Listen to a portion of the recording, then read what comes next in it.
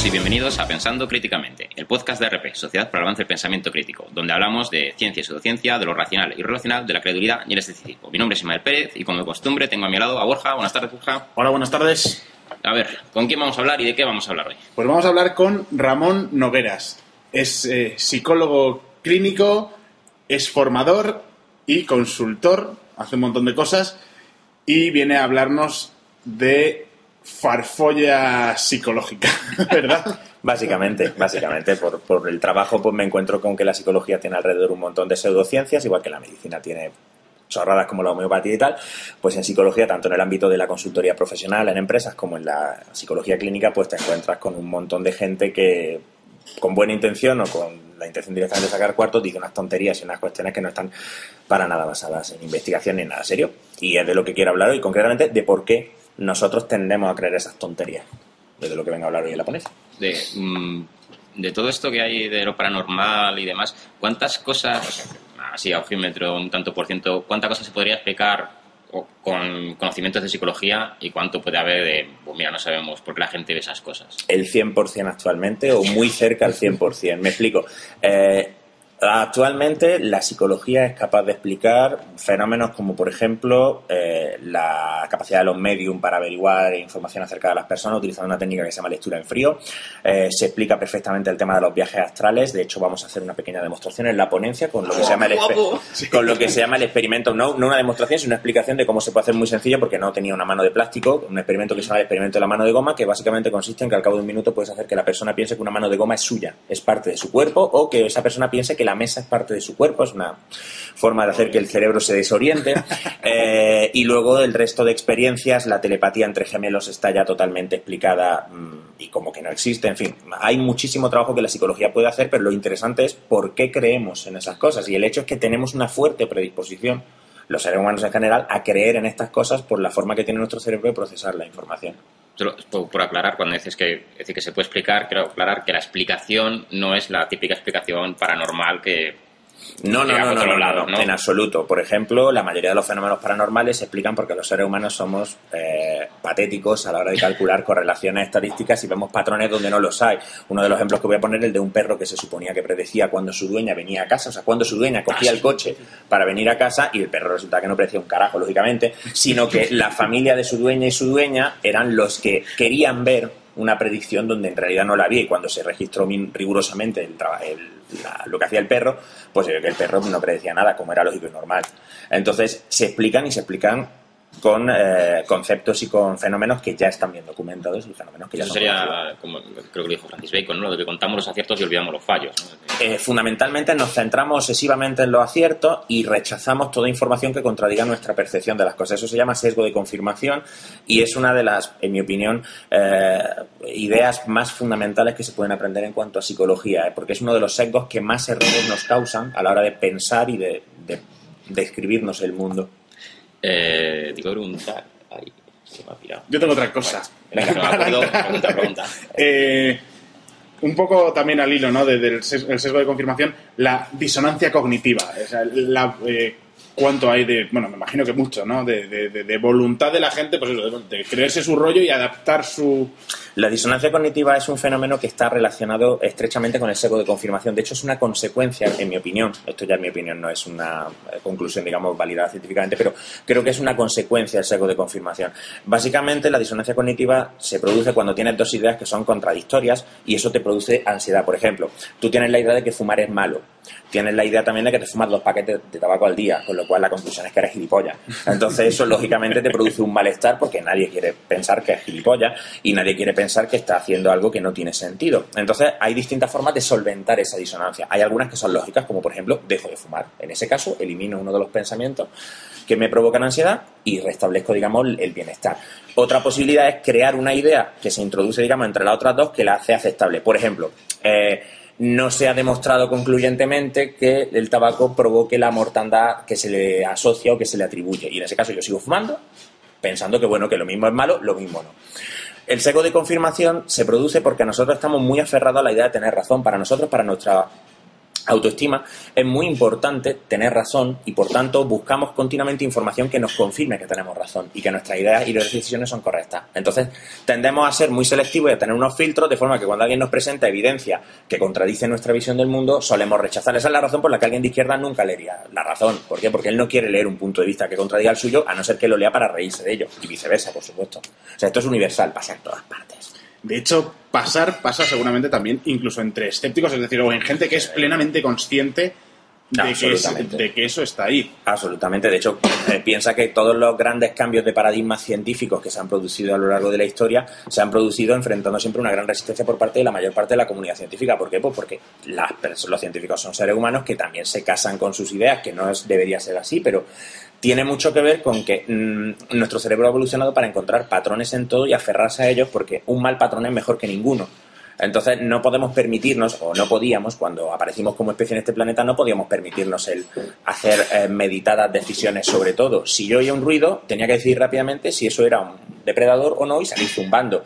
Y muchas veces vale más equivocarse y salir zumbando de algo que no es nada que quedarse allí a ver lo que hay y que salte un tigre y te coma. Entonces, al final acabamos desarrollando ciertas formas rápidas de pensar, ciertos atajos que a veces nos sirven muy bien, la mayoría de las veces nos sirven muy bien, pero que a veces nos llevan a conclusiones irracionales, como por ejemplo este fenómeno tan conocido cuando tú estás pensando en una persona y esta persona te llama. Y tú te aferras a eso y se te olvidan todas las veces que has pensado en esa persona y no te ha llamado, o todas esas veces que has pensado en esa persona y el que te ha llamado un vendedor de teléfonos móviles para darte el coñazo. Entonces, pues, nuestro cerebro filtra y selecciona mucho la información que recibimos. Vamos, o sea, los que nos catalogábamos como escépticos o racionalistas también tenemos que serlo respecto a nosotros mismos. Claro, yo siempre digo... un doble esfuerzo ahí. Siempre digo que el cerebro es un muy buen amigo, es una herramienta muy poderosa, pero es un amigo cabrón que cuando te descuidas, pues te engaña, te roba el dinero para tomarse unas copas o que te miente para preservar su imagen. Los escépticos podemos ser tan irracionales y tan dogmáticos y tan absurdos por algunas cosas como lo son los que creen en el tarot o los que creen en los fantasmas, en estas cosas. Quizá tenemos una posible ventaja que también se ha demostrado experimentalmente, que es que aunque nuestra tendencia sea dejarnos llevar por esos sesgos, ser consciente de ellos nos posibilita el rechazarlos, el reconsiderarlos y el reanalizar la información y llegar a conclusiones correctas. Esa es quizá la única ventaja. Por eso yo creo que este tipo de divulgación es importante. La gente no sabe que tiene esos sesgos y da por sentado que todas sus ideas y percepciones son automáticamente correctas. La gente no sabe, por ejemplo, lo mentirosa que es la memoria y cómo la distorsionamos. La gente no sabe que se puede inducir un recuerdo falso con una facilidad espantosa y convencer a la gente, de que han vivido experiencias que no han vivido. Damos por sentado que las cosas las recordamos como fueron y no es verdad. Las recordamos como las percibimos y luego, al irlas elaborando con el tiempo, se va distorsionando más y más y más y más. Por eso una actitud escéptica importante, sobre todo para los escépticos, creo yo. Una cosilla sobre las experiencias cercanas a la muerte, desde el punto de vista psicológico. Eso, ¿cómo estamos? Pues la experiencia cercana a la muerte es uno de los temas que me gustaría tratar, si el tiempo lo permite, porque particularmente hay una investigadora llamada Susan Blackmore que tiene una historia muy interesante. Durante 25 años se dedicó, en sus propias palabras, a perder el tiempo y a hacer el capullo tratando de investigar este tipo de experiencias, porque ella en el año 70, después de pegarse un viaje de marihuana del 15, tuvo un viaje astral que es uno de los que están documentados como canónicos. Viajó desde Oxford, en Inglaterra, hasta Nueva York, se dio una vuelta por allí y luego volvió a su dormitorio donde estaba con todo el ciego del mundo. Entonces esta mujer, durante 25 años, se doctoró tratando de demostrar que los niños pequeños podían tener telepatía, no la tenían, que el LSD te podía desarrollar tus capacidades físicas, no las desarrollaba, y que las lecturas de tarot podían predecir el futuro, que no lo hacía. Después de 25 años ya decidió que estaba bien y se renunció a la parapsicología y se dedicó al escepticismo.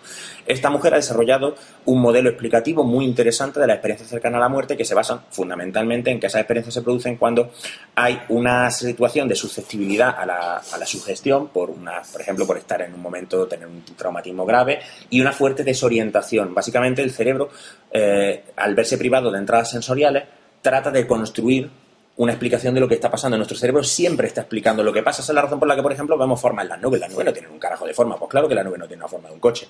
Pero tu cerebro no puede ver la nube y decir, eso es una nube y no tiene forma. Tu cerebro le tiene que dar una estructura y un patrón a eso. Y por eso vemos un coche, o vemos un corderito, o vemos lo que sea. Pues en la experiencia cercana a la muerte, el cerebro tiene una gran cantidad de información muy confusa, no tiene información sensorial de referencia que le diga dónde está y qué está pasando, entonces el cerebro pues inventa una explicación que a él le parece que le da sentido a todo. El cerebro lo que necesita es tener una explicación, por mierda que sea, y se queda contento con eso. Y luego nuestro sesgo de confirmación hace que nos aferremos a esa información, a esa explicación, y que tratemos de rechazar cualquier cosa que la contradiga. y así estamos. Entonces no tiene más cuestión. De hecho, se pueden inducir experiencias similares a estas situaciones con procedimientos experimentales muy sencillos. Por ejemplo, con 2 espejos. Un espejo frente al otro, ponerte mirándote uno al otro y ponerte a rascarte la cara durante un rato. Así de simple. Es uno de los experimentos que quiero explicar en la ponencia. Si queréis lo elaboro un poco más, si queréis lo dejo para la ponencia. Bueno, ya que te pones...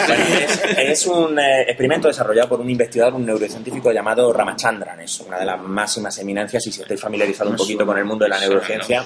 Pues Ramachandran tiene una obra de referencia que es Fantasmas en el cerebro, en el que estudia precisamente este tipo de experiencias cuando el cerebro ve o percibe cosas que no están ahí. Y por eso se llama el libro así.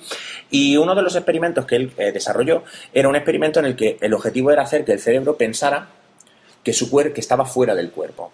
Tú lo único que necesitas es poner 2 espejos, uno frente al otro, separados un poco, y ponerte tú en medio de ellos, muy cerca de uno, ¿de acuerdo? De forma que en el espejo directamente de ti tengas tu cara y puedas ver fácilmente tu espalda. Entonces, mirando fijamente a tu propia cara, empiezas a acariciarte suavemente con el dedo un punto, por ejemplo, debajo de tu ojo, debajo del ojo derecho, por ejemplo.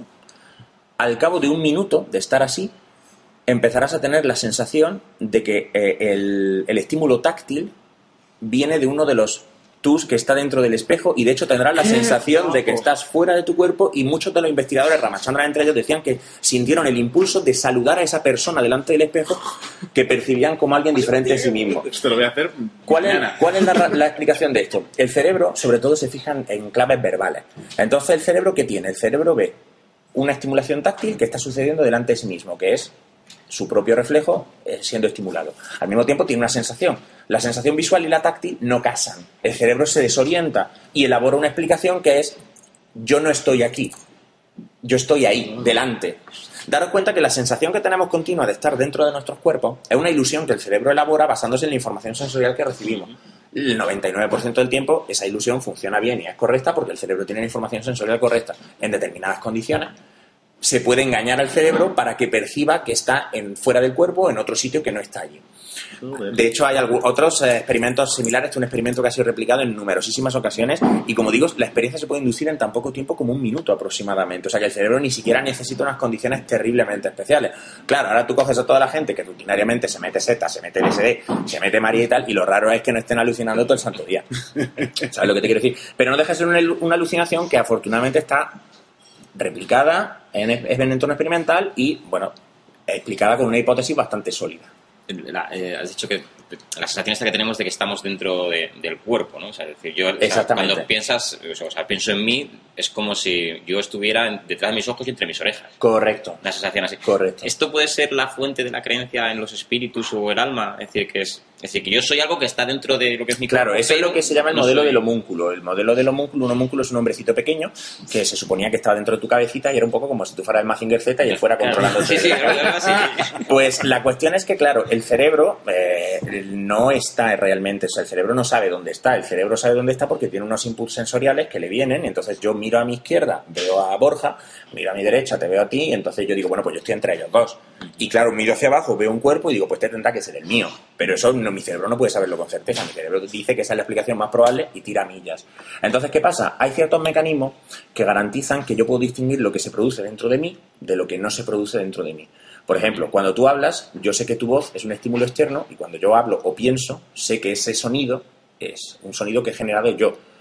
Pero en algunas personas, por ejemplo los esquizofrénicos, ese sistema no funciona correctamente. Entonces los esquizofrénicos no pueden distinguir las voces que oyen dentro de su cabeza, que son voces generadas por ellos mismos, de las voces que ellos escuchan en el exterior cuando alguien les habla. Y esa es la razón por la que ellos no pueden darse cuenta de que están alucinando. Porque ellos tienen la sensación de que esa voz viene de fuera y es una sensación contra la que no pueden luchar porque es su propio cerebro el que se la proporciona. Entonces, esa es la creencia muchas veces en el alma y en el espíritu, porque nosotros tenemos una fuerte conciencia de que somos nosotros, pero cuando nos miramos nuestro cuerpo y lo vemos un poco como desde fuera siempre. O sea, yo miro, veo mi mano, la muevo, pero siempre puede haber una parte de ti que dice, ¿cómo sabes que esta mano es la tuya? Entonces, es muy difícil zafarse de esa percepción.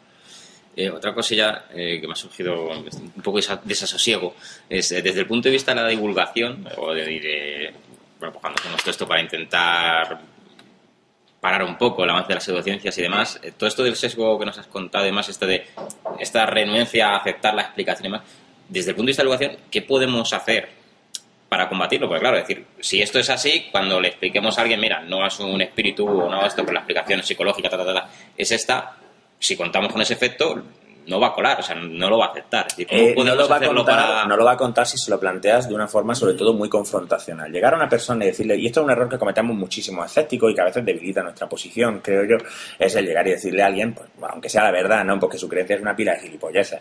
Yo el otro día me preguntaban sobre la homeopatía y yo, pues, solté la opinión que tengo sobre la homeopatía y una persona, pues, me salió con el típico ejemplo de, pues, a mí me ha funcionado muy bien y yo le explicaba con mucha tranquilidad, pero bueno, tu ejemplo es el tuyo. Eso es una evidencia. Si a miles de personas les funcionara, sería así, pero a miles de personas no les funciona. Y la persona se aferró y al final decidió que era mucho mejor seguir creyendo en aquello que renunciar y admitir que había tirado el dinero. Nosotros a la hora de presentar esta información, sobre todo, creo que tenemos que ser muy poco confrontacionales. Tenemos sencillamente que decir, pues mira, se ha puesto a prueba esto que tú dices en tales y tales y tales y tales condiciones y no ha dado resultado.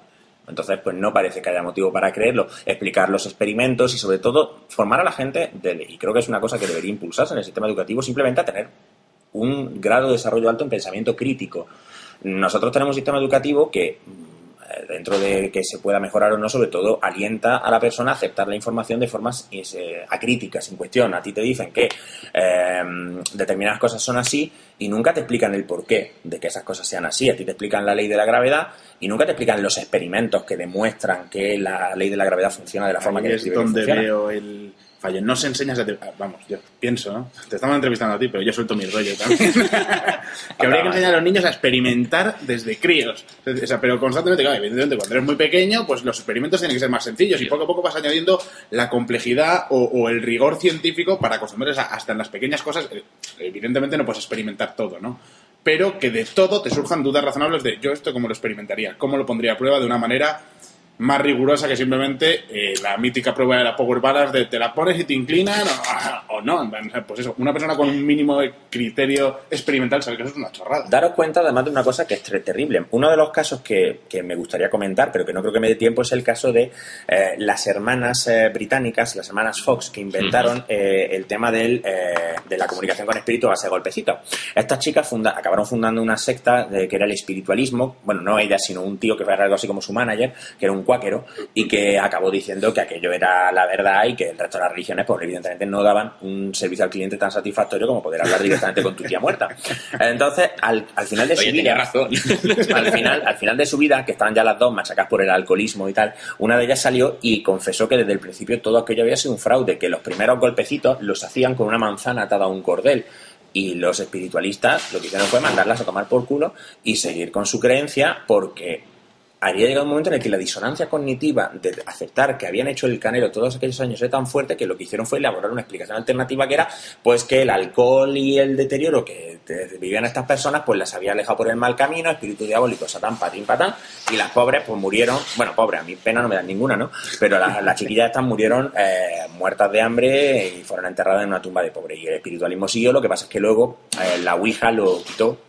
Y luego en los años 20 la radio y la televisión se cargaron la moda del espiritualismo porque la gente ya tenía algo que hacer por las tardes y no tenía ganas de pasar el tiempo haciendo el canelo pues con mesas que se movían y en fin, toda esta chorrada. Pero daros cuenta, esto ha sucedido muchas veces y de hecho otro de los libros de referencia que me gusta citar es uno que se llama Se han cometido errores, pero yo no. El título en inglés es Mistakes Were Made, but Not by Me. Es de Tagris y Aronson, son dos psicólogos que estudian la disonancia cognitiva y el sesgo de confirmación, y uno de los ejemplos que ponen es el de una de estas sectas milenaristas que anunciaron para determinada fecha el fin del mundo, en el que iba a venir un platillo volante y se iba a llevar a los elegidos y tal.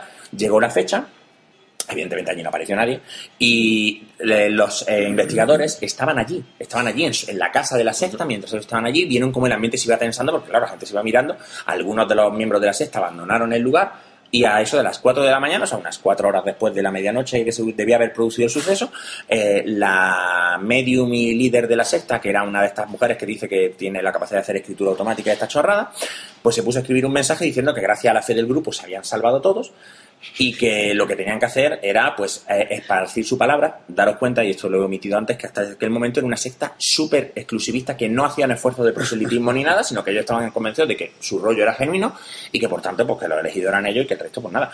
Y desde ese momento empezaron y cambiaron su estrategia de ser un grupo muy cerrado a ser un grupo que absolutamente, de manera absolutamente fanática, proselitizaba. ¿Por qué? Porque ahora la única forma que ellos tienen de validar sus propias creencias era que esas creencias fueran compartidas por más gente. Era la única forma de reducir su disonancia cognitiva. Y pasaron de ser pues, un grupo de gente reunido en un rinconcito a dar el coñazo fanáticamente por todos los lados. ¿Por qué? Porque si todo el mundo cree lo mismo que yo, entonces yo tengo razón.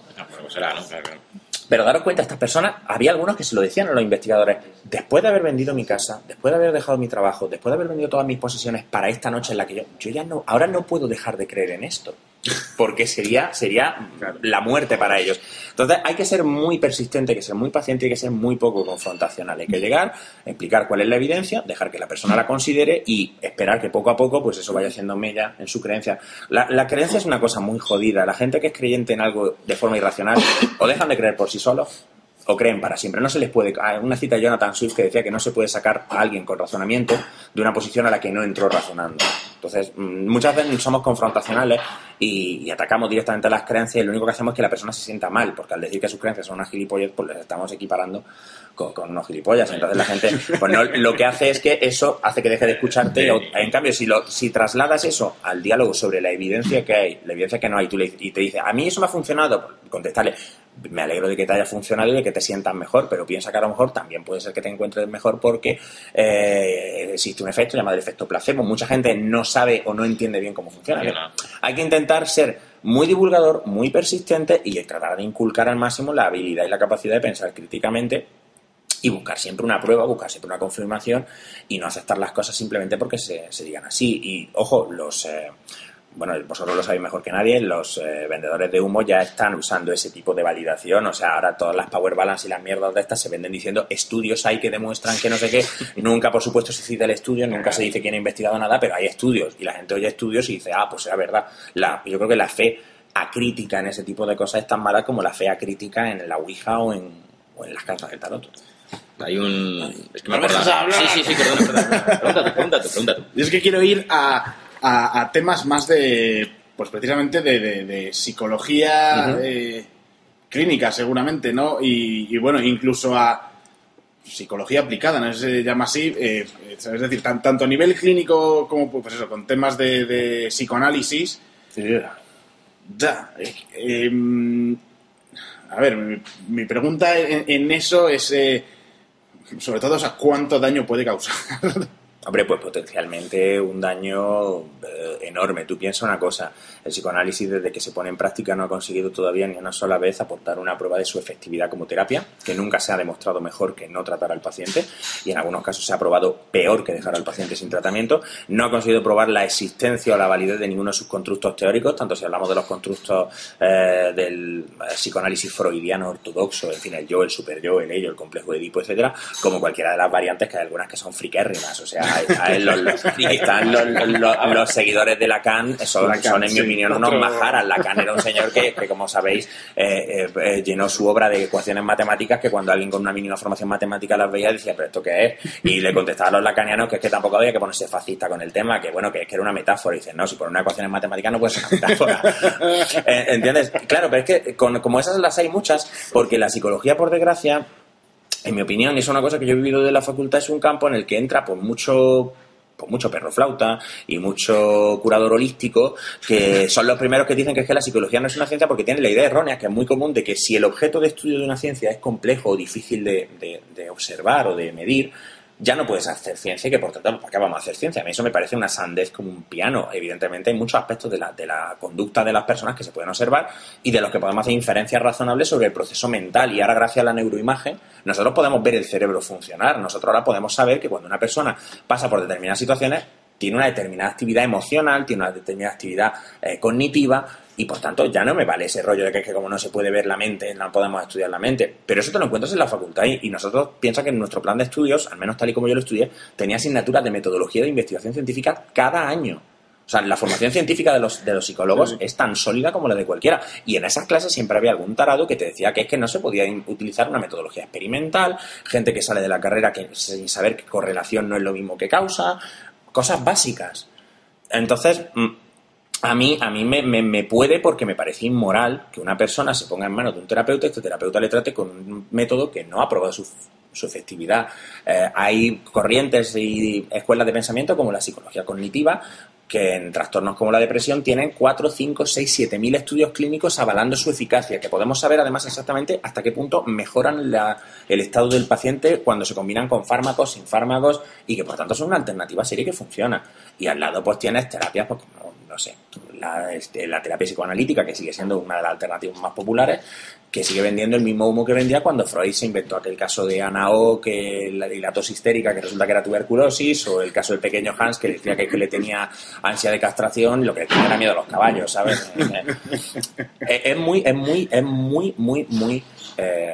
muy aterrador pensar en esto. Por suerte también, yo he observado, esto es una observación puramente particular, no pretendo que sea otra cosa. He observado que cada vez la gente también es más crítica con estas cosas. A mí me han venido en los últimos 5 años muchísimos pacientes que han estado con otros terapeutas y que han visto que aquello no daba respuestas, y cada vez son más los pacientes que cuando a la tercera o la cuarta sesión el psicólogo no les está dando ya unas pautas, unas técnicas, unas herramientas que puedan usar, ya quieren levantar el campo y largarse. Creo que la gente en esto también está siendo mucho más exigente, y además creo que últimamente se está haciendo una muy buena divulgación con libros que están llegando a una muy amplia cantidad de la población sobre lo que es la psicología seria. Uno de los autores, que es la referencia para esta ponencia, Richard Wiseman, aquí en España tiene ya traducido varios títulos que se están vendiendo muy bien y a gran público, no solo en círculos de psicología. Con libros como Rarología, 59 segundos, Paranormalidad, que es el que inspira un poco esta ponencia, son libros que están enseñándole a la gente por qué hacemos ciertas cosas de una forma pues seria, racional y científica. Y otra. Venga.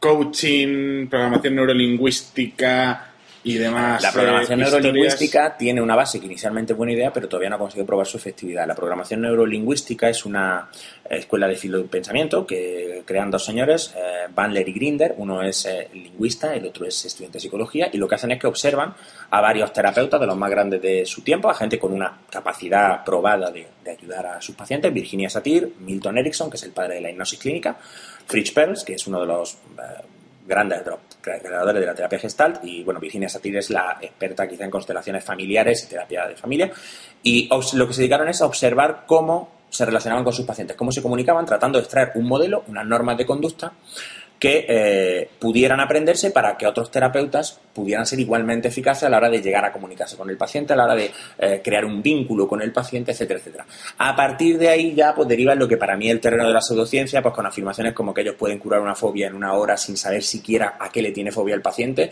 y otra serie de pseudoafirmaciones que ya pues simplemente no están demostradas. Yo, hombre, te voy a decir que algunas de las cosas tienen sentido desde un punto de vista intuitivo, pero las cosas no basta que tengan sentido intuitivo. El psicoanálisis, mucha gente cree en él porque tiene sentido literariamente hablando, y nos gusta mucho lo que es literario. La PNL no, el coaching, pues es como si me hablas de, yo qué sé, de cualquier otro tipo de mentoring o formación. Coge muchas cosas de la psicología y lo mezcla también con un montón de mierdas de Jorge Bucay, ¿sabes? Y de Paulo Coelho y chorradas de estas.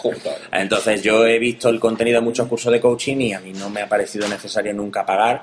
Además, porque el coaching tiene una pregunta que para mí es clave, que es ¿quién certifica a los certificadores? Porque, quiero decir, cuando tú estudias un programa de psicología, hay determinadas instituciones, como es la APA o como es el Ministerio de Educación, que eligen las asignaturas y los contenidos de acuerdo con criterios científicos. El coaching es una gente que forma una asociación, y la asociación de colegas que dicen esto va a ser un coach y esto es lo que tiene que aprender.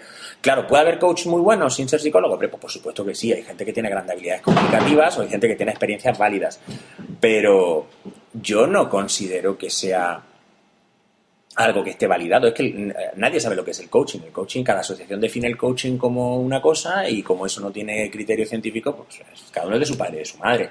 Entonces autoayuda aplicada a empresas. Sí, la PNL tiene un barniz más científico porque viene de un tema muy observacional y hace muchas referencias a procesos psicológicos y a procesos de comunicación bien conocidos, pero todavía la crítica que se le hace es que todavía no han conseguido poner a prueba sus predicados en forma de condiciones experimentales y sacar. Pero tiene pinta de que lo vayan a hacer. Y es que, a ver, o sea, la parte, o sea, cuando tenés la introducción, por así decirlo, de qué es programación neurolingüística, pues lo que tú dices, es decir, puede llegar a tener sentido, o le ves cierto contacto con la parte más científica. Pero luego, cuando ya es como la página web de un anuncio de algún fraude de cualquier estilo, que ellos en sí no hacen ninguna afirmación que se salga de la ley, pero luego son los testimonios de la gente los que ya empiezan a desbarrar absolutamente, pues un poco con lo de la PNL me da un poco la misma impresión. Es decir, ellos como que todo te parece que tampoco es para tanto, pero luego la gente que va a sus cursos, joder, claro, es que partimos, en un mundo de fantasía. Partimos de, mira, como yo siempre digo, cuando alguien tiene una técnica o un método que le hace la hostia, eso se debería notar. Y yo conocí a muchos participantes de PNL y yo tampoco veo que sean la hostia, no veo que tengan el éxito que se supone que tienen que tener y tal, y son gente que además está certificada con los títulos correspondientes de practitioner o máster o lo que coño sea. El tema es que empieza con afirmaciones que pueden ser de muy de sentido común, como por ejemplo, si una persona utiliza un determinado tipo de lenguaje, utilizar tú ese mismo tipo de lenguaje hará que crees una mayor conexión con esa persona. Eso está validado científicamente, eso. Se ha comprobado que cuando una persona utiliza abundantes claves visuales en su lenguaje, yo no lo veo claro, me gustaría que lo miráramos. Si tú usas ese mismo tipo de lenguaje, creas una mayor simpatía. Vale. De ahí ya elaboran a una serie de ideas que ellos afirman que no hacen ningún tipo de suposición. Ellos siempre insisten en que lo único que hacen es presentar un modelo de lo que funciona y lo que no, sin dar explicaciones, pero eso no es verdad.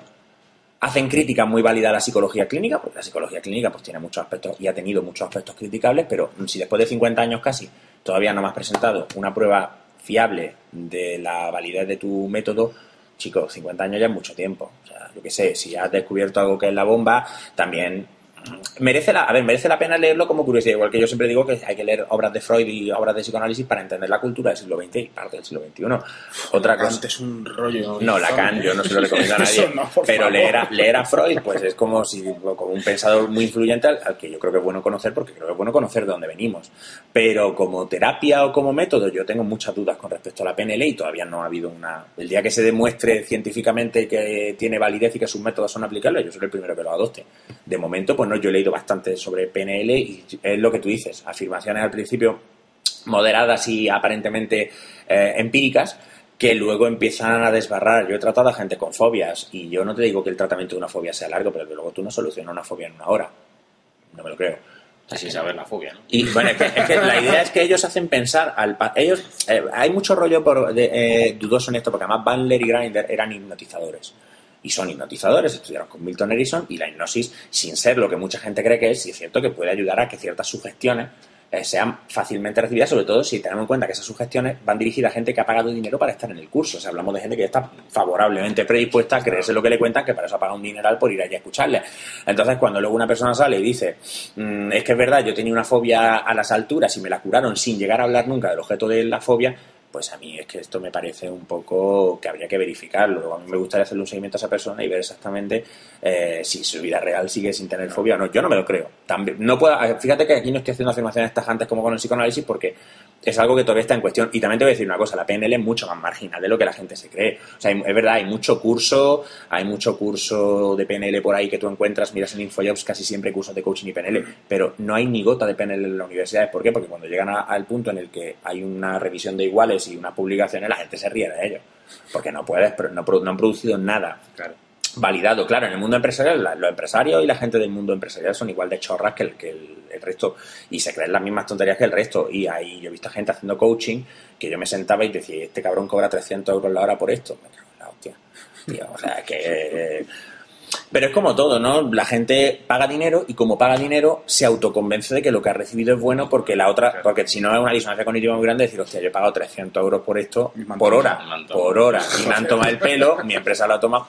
Es un fenómeno complejo y ya te digo, me han ofrecido muchas veces, me han invitado a participar en cursos de coaching y tal, y yo no termino de verlo, sobre todo porque es que creo que para trabajar en según qué cosas con según qué gente, pues necesitas formación en psicología y en psicología clínica. A mí, yo conozco coaches que son muy honestos o muy éticos y ellos dicen que lo que hacen es un asesoramiento estrictamente, como te diría yo, empresarial. O sea, yo soy un tío que ha sido directivo durante muchos años, me pongo de coach y me dedico a asesorar a directivos, a ayudarles pues, a solucionar problemas con sus equipos, a motivar a su gente y tal. Bueno, me parece una práctica más legítima. O sea, esta persona tiene experiencia, tendrá más razón, menos, pero en fin. Cuando ya hablamos de los coach vitales, estos que ya empiezan a asesorarte en temas, que yo recomiendo un psicólogo clínico y ojo, y cuando vayas a un psicólogo clínico, mira a ver que no sea, en fin, que sea alguien que practique un modelo teórico. ¿Y eso cómo lo haces? Nunca se me ha dado el caso, pero siempre lo he pensado, ¿no? En plan que realmente, o sea, no sé qué porcentaje de psicólogos hay en activo, que oye, que son gente titulada y colegiada y todo, pero que te van a llegar, pues te van a hablar del superego. Y van a decir, A día de hoy es muy difícil porque además ten en cuenta que, bueno, existe la libertad de cátedra, existen ciertas cosas y la gente pues puede más o menos afinar el programa en una universidad. No todas las universidades son igualmente de una tendencia o de otra. Yo soy de una facultad que era fuertemente cognitivo-conductual, que es la Universidad de Granada, pero en otras universidades pues predomina más el psicoanálisis o predomina más... Porque, bueno, pues si ahora mismo esto está ordenado de esa forma y no está regulado, pero tú simplemente piensas una cosa... ahora mismo está al alcance de todo el mundo ver qué terapias son las que tienen un índice de éxito mayor, las que tienen más ensayos clínicos que respaldándolos y tal. Y en general una de las mejor posicionadas es la terapia cognitiva. Y no lo digo solo porque sea la que yo practico, porque yo la practico precisamente porque durante 5 años de carrera, de las muchas que vimos, fue la que más evidencia presentó en favor del resultado que obtiene. Entonces, pues siempre puedes preguntar. Yo conozco mucha gente que cuando va a un psicólogo lo primero que le preguntan es ¿de qué va? Y si el psicólogo le dice, pues mira, aquí sobre todo practicamos psicoanálisis, pues la gente ya sale con... El psicoanálisis está afortunadamente muy desprestigiado, le queda todavía, pero está muy desprestigiado. El psicoanálisis y otras pseudociencias. Pero es que muchos psicólogos también se definen como eclécticos y dicen que ellos... Bueno, lo que sea. Sí. Y a ver, no creo que sean gente más... A ver, para nada. Yo creo que la mayoría de los que nos dedicamos a esto tenemos la mejor intención de ayudar al paciente y yo creo que esas personas creen sinceramente que cualquier herramienta es válida si ayuda al paciente. El problema es, claro, es que no se ha demostrado que muchas de esas herramientas ayuden al paciente. Si a eso le añadimos que además la psicología es un terreno confuso porque el mero hecho de que te escuchen, de tener a alguien a quien poder contarle tus problemas sin que esta persona te juzgue, sin que esta persona te valore negativamente, ya de por sí ya tiene un efecto terapéutico importante, ya nos sentimos mejor. Pues es muy difícil muchas veces distinguir exactamente hasta qué punto una técnica u otra están siendo más eficaces. Claro, yo siempre digo que hay gente que es tan buena porque tiene unas habilidades de comunicación tan excelentes que probablemente podría ayudar a su paciente trabajando desde un marco de referencia cognitivo, desde un marco de referencia gestalt o desde un marco de referencia humanista, psicoanalítico, lo que fuese, porque sus habilidades terapéuticas son excepcionales. Pero yo creo que si queremos hacer una terapia seria y rigurosa deberíamos tener procedimientos, protocolos de actuación, etcétera, y eso pues lo aporta la terapia cognitiva y pocas más. Vale, ya para finiquitar, 2 preguntillas muy breves que nos llegan por Twitter. Mulet, ¿quieres saber, que más o menos ya lo has tocado de pasada, si entre los profesionales de la psicología se ejerce mucha pseudociencia y habla de PNL, de psicoanálisis y de reversing, que no sé qué es? Reversing me suena a renacimiento, a rollo de reencarnación, no sé lo que es. Pues sí, yo he encontrado bastantes compañeros que, bueno, pues que tienen esto, lo que llaman, ¿no?, la mente abierta, y es que la mente abierta, pues el cerebro se te puede caer. Entonces sí me los he encontrado. Yo creo que por eso uno tiene que ser un poquito cauteloso, etcétera. También es verdad que la formación en clínica es cada vez más sólida. La gente que se saca el título de psicólogo clínico vía PIR, pues muchas veces yo creo que sale con una preparación mejor, pero de nuevo esto también depende, porque trabajamos con psiquiatras y ya la psiquiatría sí que es verdad que eso es la selva. O sea, ya hay un psiquiatra, puede ser psicoanalista, puede ser lo que te dé la gana, y hay cada uno por ahí que no veas. Igual que hay profesionales excelentes, por supuesto. O sea, no. Y la otra es de Aproven, ¿me has dicho? Que pregunta que por qué existe esa costumbre de catalogar la psicología como estudio de letras. Porque piensa que la imagen popular que tenemos es la del psicoanalista, y un psicoanalista es un farfolla, es un filósofo, es un tío que se dedica a hacerse pajas mentales sobre el yo y el super yo y que no ha hecho nada de ciencia en su puta vida. Cuando tú le cuentas a la gente, por ejemplo, que en psicología casi la mitad del contenido, a ver, la memoria aquí me puede estar fallando, cuidado, pero una parte significativa, yo creo que en torno a la mitad del contenido estamos hablando de asignaturas de neuroquímica, anatomía, farmacología, método de investigación científica, estadística, estudios científicos, memoria, percepción, atención, emoción, pero desde un punto de vista completamente básico, fisiológico, etcétera. La gente flipa. La gente no sabe que la asignatura más difícil de la carrera es psicología fisiológica, o era en mis tiempos, era psicología fisiológica, que era un estudio pormenorizado del sistema nervioso. Ya está, o sea, hablábamos de la memoria y estudiaba la función del hipocampo, hablaba de la función de todos los estructuras cerebrales relacionadas con aquello. Y eso la gente no lo sabe. La gente se cree que los psicólogos somos una gente que nos pasamos 5 años pues leyendo a Lacan o a Freud o a cualquiera de estos y elucubrando y haciéndonos pajas mentales. Y no es cierto. Lo que pasa es que la imagen popular, y eso en parte creo que gracias a Woody Allen y gente así, ¿no? Y la gente piensa que, claro, eso no lo ven como algo. La gente no se imagina la cantidad de trabajo de laboratorio que se hace en psicología. las ratas que nos hemos cargado. Bueno, ahora vamos a pasar a nuestra sección de la Biblioteca de Alejandría, así que vamos por allá.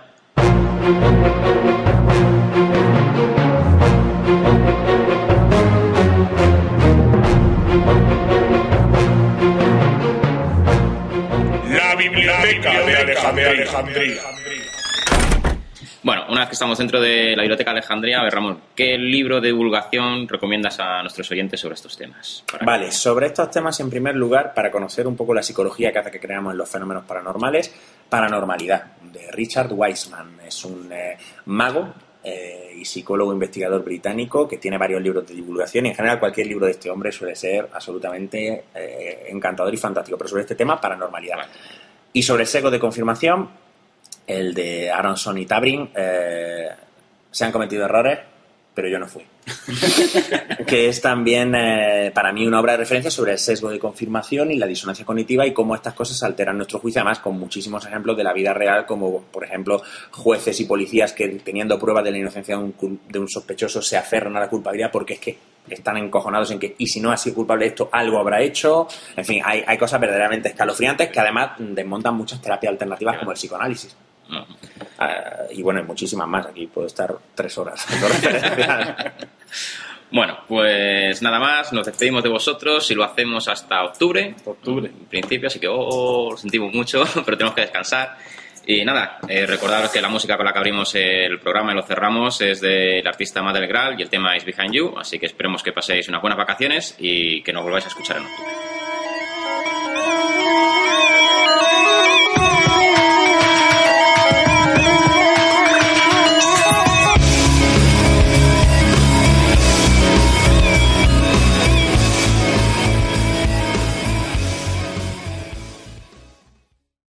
Ideas más fundamentales que se pueden aprender en cuanto a psicología, porque es uno de los sesgos que más errores nos causan a la hora de pensar y de describirnos el mundo. Digo preguntar. Ay, se me ha pirado. Yo tengo otra cosa. Venga, me acuerdo. Pregunta. Un poco también al hilo, ¿no? El sesgo de confirmación, la disonancia cognitiva. O sea, cuánto hay de, bueno, me imagino que mucho, ¿no? De voluntad de la gente, pues eso, de creerse su rollo y adaptar su... La disonancia cognitiva es un fenómeno que está relacionado estrechamente con el sesgo de confirmación. De hecho, es una consecuencia, en mi opinión, esto ya en mi opinión no es una conclusión, digamos, validada científicamente, pero creo que es una consecuencia del sesgo de confirmación. Básicamente, la disonancia cognitiva se produce cuando tienes dos ideas que son contradictorias y eso te produce ansiedad. Por ejemplo, tú tienes...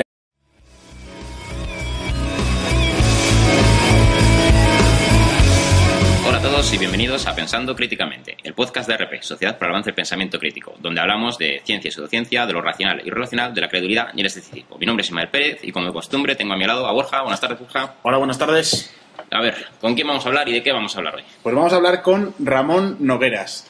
Es psicólogo clínico, es formador y consultor, hace un montón de cosas y viene a hablarnos de farfolla psicológica, ¿verdad? Básicamente, por el trabajo pues me encuentro con que la psicología tiene alrededor un montón de pseudociencias, igual que la medicina tiene chorradas como la homeopatía y tal, pues en psicología, tanto en el ámbito de la consultoría profesional en empresas como en la psicología normales, se explican porque los seres humanos somos patéticos a la hora de calcular correlaciones estadísticas y vemos patrones donde no los hay. Uno de los ejemplos que voy a poner es el de un perro que se suponía que predecía cuando su dueña venía a casa, o sea, cuando su dueña cogía el coche para venir a casa, y el perro resulta que no predecía un carajo, lógicamente, sino que la familia de su dueña y su dueña eran los que querían ver una predicción donde en realidad no la había, y cuando se registró rigurosamente lo que hacía el perro, pues se ve que el perro no predecía nada, como era lógico y normal.